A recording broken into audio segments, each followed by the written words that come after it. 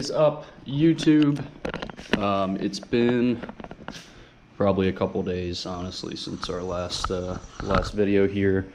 So I don't know. It's a little rainy today. It's kind of crappy, but wanted to show a little more in depth of this car, which is what I traded that Accord for.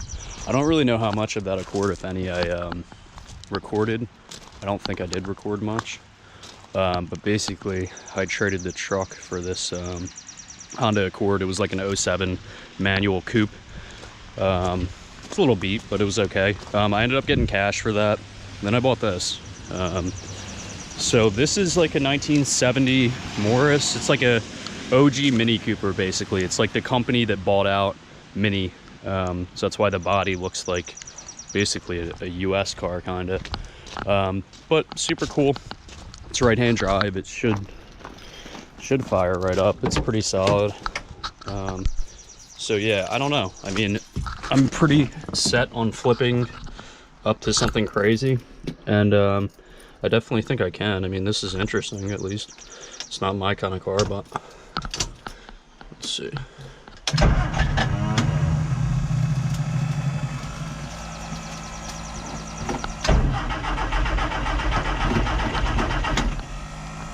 Oh, choke.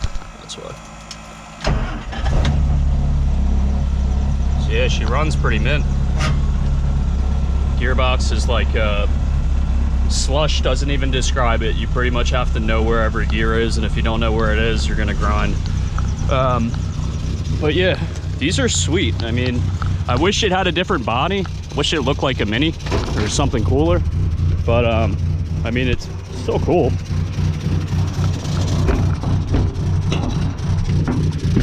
So this thing's a 1 liter. It's literally a 1098 1 liter, which is crazy. Yeah, so super small. It has like 40 horsepower. What else? Just like the trunk and stuff. Guess it's got like a spare. Yeah, I don't know. They're pretty cool. I like seeing how people used to do things. I think that's interesting. Anyway, there's one really cool thing about this car, and that is that it comes with a hand crank, which is so awesome. It's a little hard to use, but essentially it goes through here. This is so hard to do with one hand, but I'm gonna try. And then I don't know if you can see, but it goes onto the crank like right there. You see that? Let me rest it. I'm actually gonna try and see if I can get it to start. You gotta put accessory on. So that's on. And then let me set you down and see if I can do this.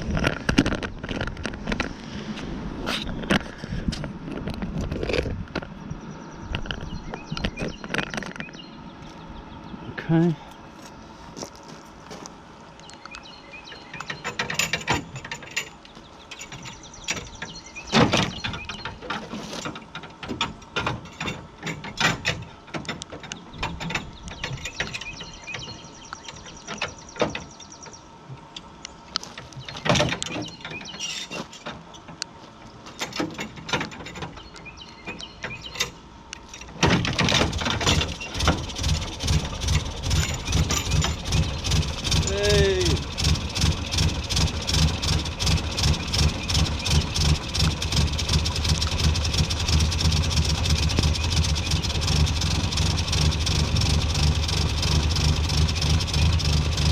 So it works.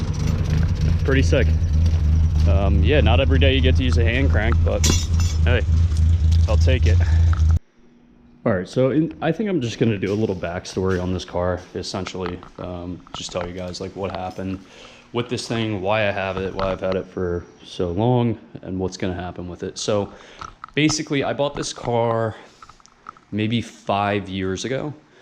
And at the time, you know what, honestly, I think it was actually even longer. I probably had this car like a sickening amount of time, but I don't really want to think about it. So it used to be an M20, which is basically the factory engine, but it was a 2.7 2.7E basically. So it's like a kind of just not as good. The 325i engine is really what you want. So it was swapped over to that M20 B25 and then boosted. And it had like a big Holset HX35.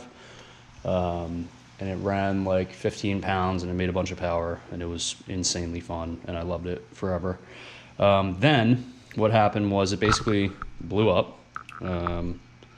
And that was that. I bought another M20 and my goal from the start with this, maybe because of my age or just where like my mental was at, was like I want to make a bajillion horsepowers, and if it doesn't make a bajillion horsepowers, then I don't want it. So I bought another M20, and then I realized like how expensive it was to build an M20 versus just swapping the car, because it's kind of like archaic. There's no cam sensor. It's just like, it's a nightmare. It's way too much aggravation for like a straight six when you could throw any other straight six in there and just make a bunch of power. So I went with a 2J. So here's what happened with my 2J. I ordered a 2JZ GTE from JDM Engine Depot in like just pre-COVID, maybe somewhere in that era. And it was a long block. It was supposed to be shipped, and the day it was supposed to be here, it doesn't show up. So I'm like, what is going on? I'm super excited. I have like my hoist, everything's ready. I just wanted to mount it in the car because I have like the engine mounts and stuff for it too. So what ended up happening was I called JDM Engine Depot and they told me it was like dead on arrival. 2 cylinders were bad, blah, blah, blah. So I was like, great, well, you know, they never let me know, which kind of sucked, but regardless of that, that's fine. I was like, well, hey, when are you getting another? And they said, oh, I don't know, just keep checking the site. Well, guys, that was the day that all the prices skyrocketed. Like I paid $3,800 for a long block GTE a day before they skyrocketed like into the $7,000-8,000 and up range. So that kind of like screwed me really bad. It sucks. It sucks when something like that happens. It pushes your build back like super far. So what I ended up having to do was just order, well, not even order. I bought like an IS300 GE block, which if you don't know 2JZs really well, you won't know this, but the block itself is exactly the same. The differences are in whether it has VVTi or non-VVTi and whether it's turbo or non-turbo. So block is completely identical with the exception of the GTE has oil squirters at the bottom.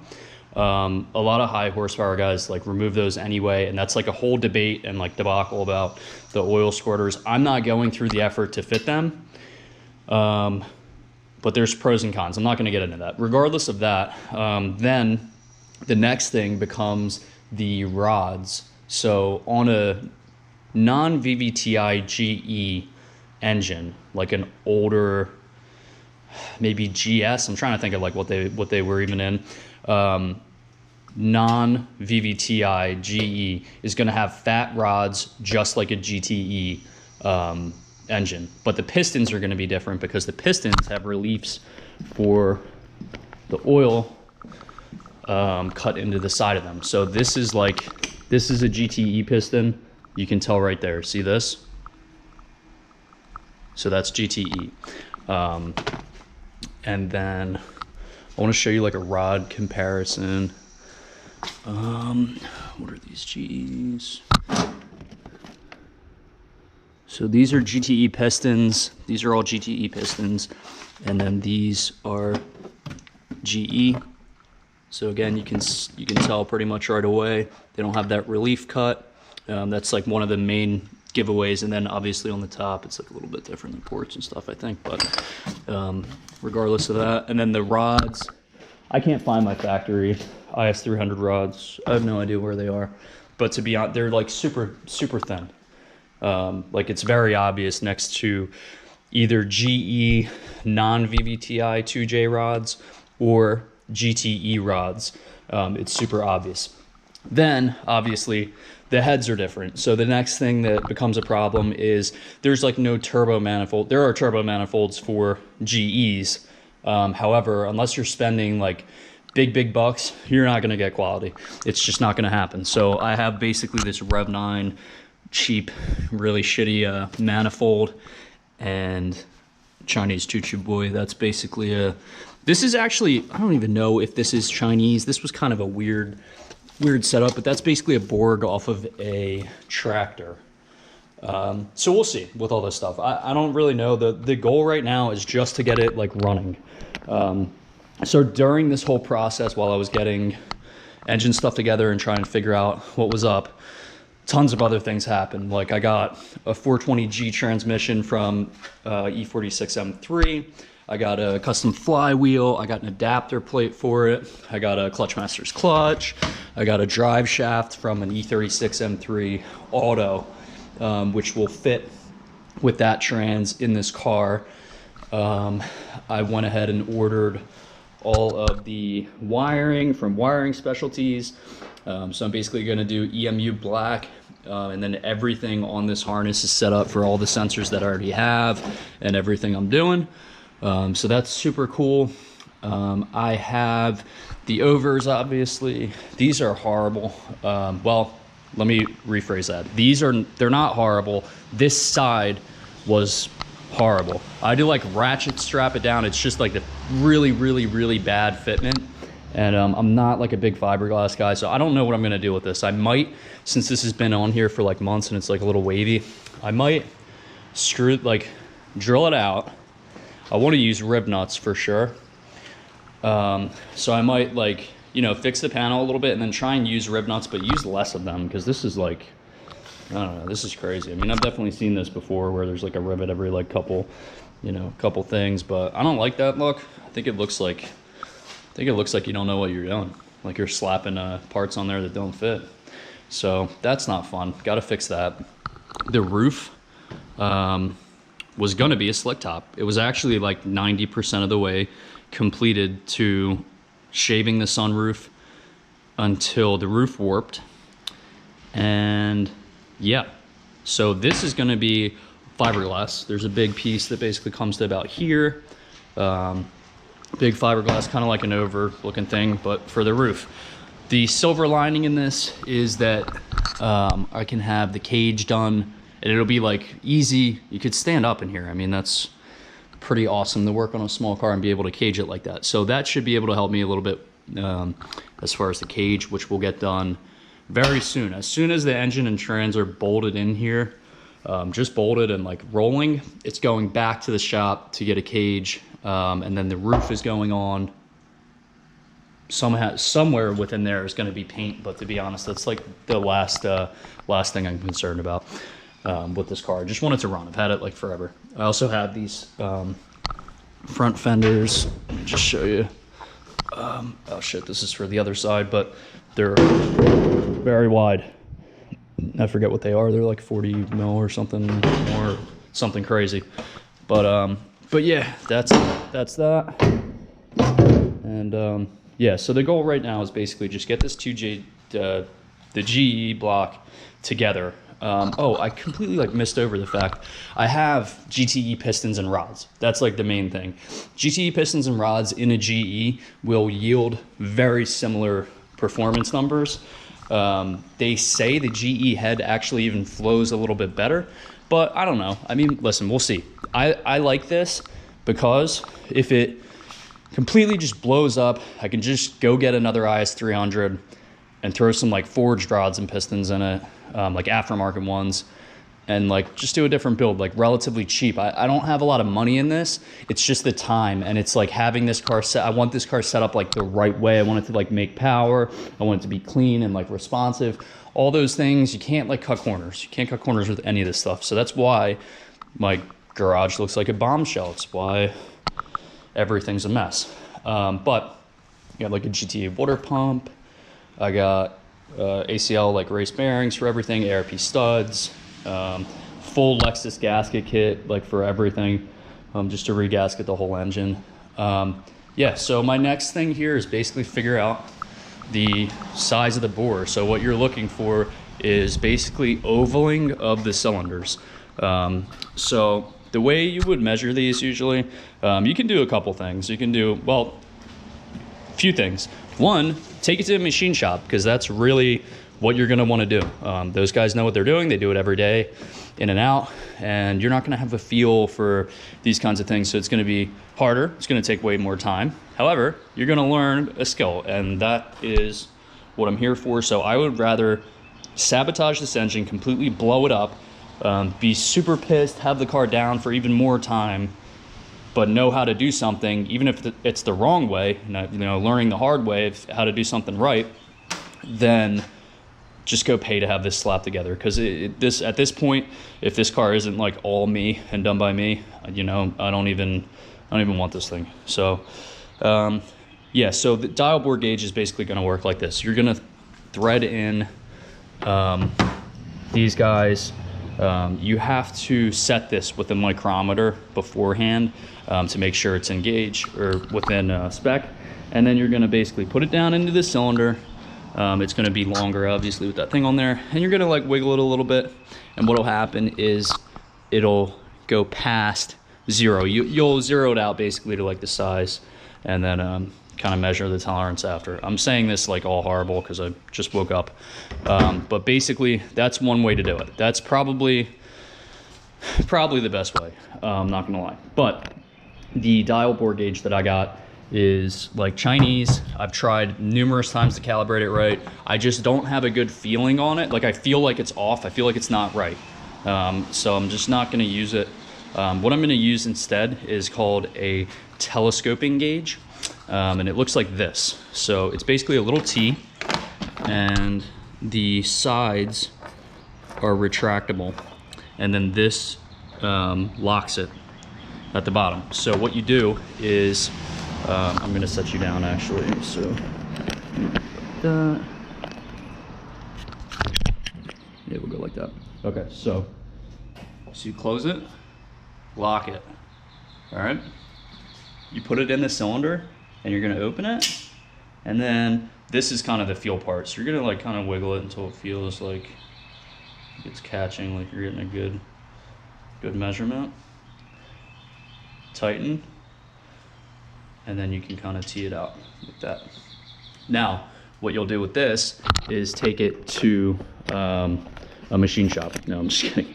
You can just basically take a micrometer, measure this distance, and then you're good.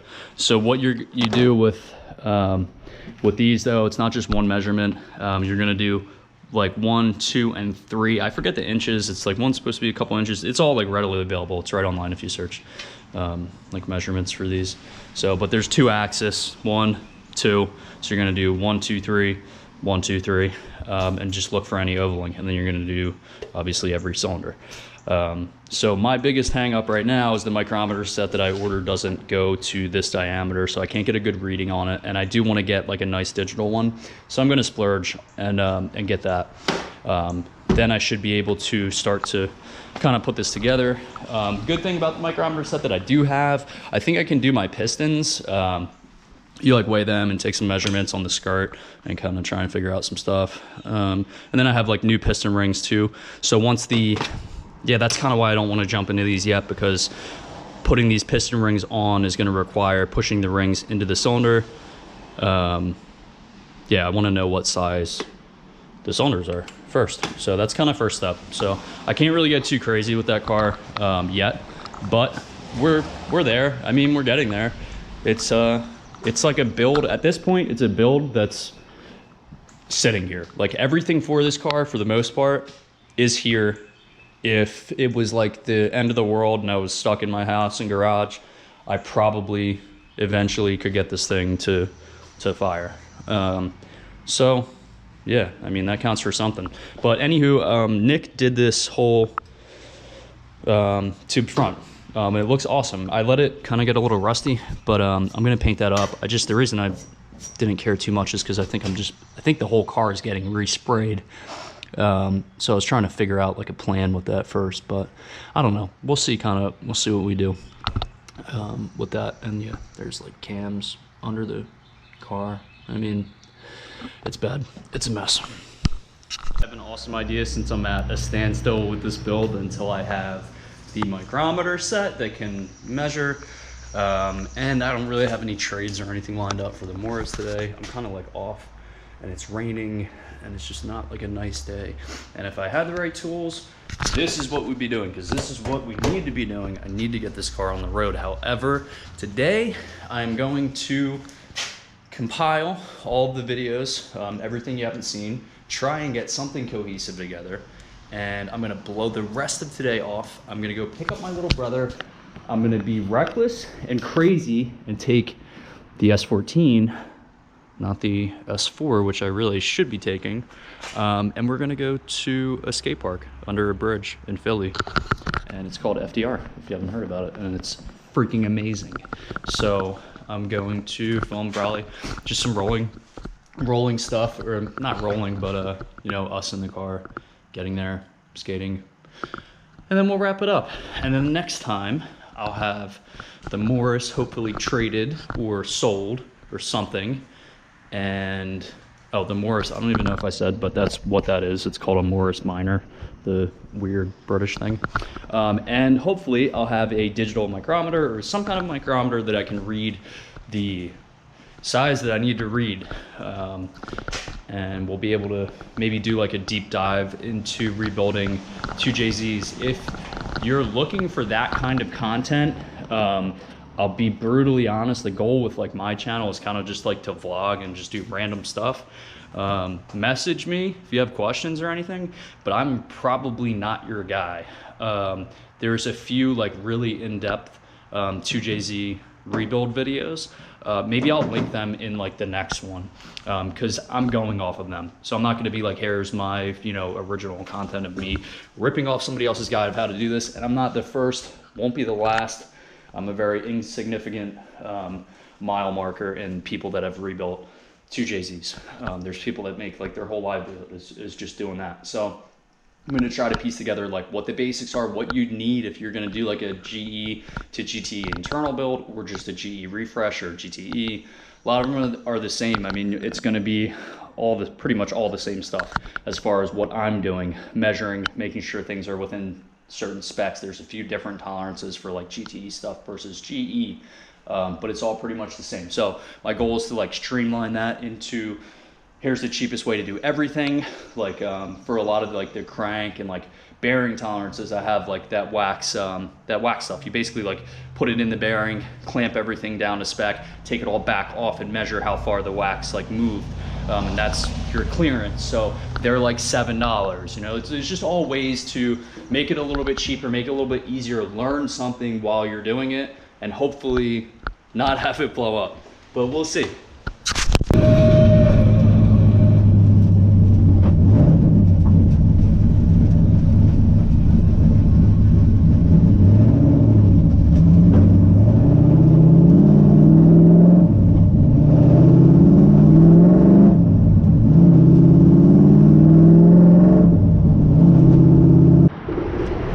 We made it. That's James, that's my brother. Oh my god, I think this lens is, I don't know. All right, yeah, probably gotta wipe this thing down. So yeah, I can't get in my trunk. Skateboard's in my trunk, so that sucks.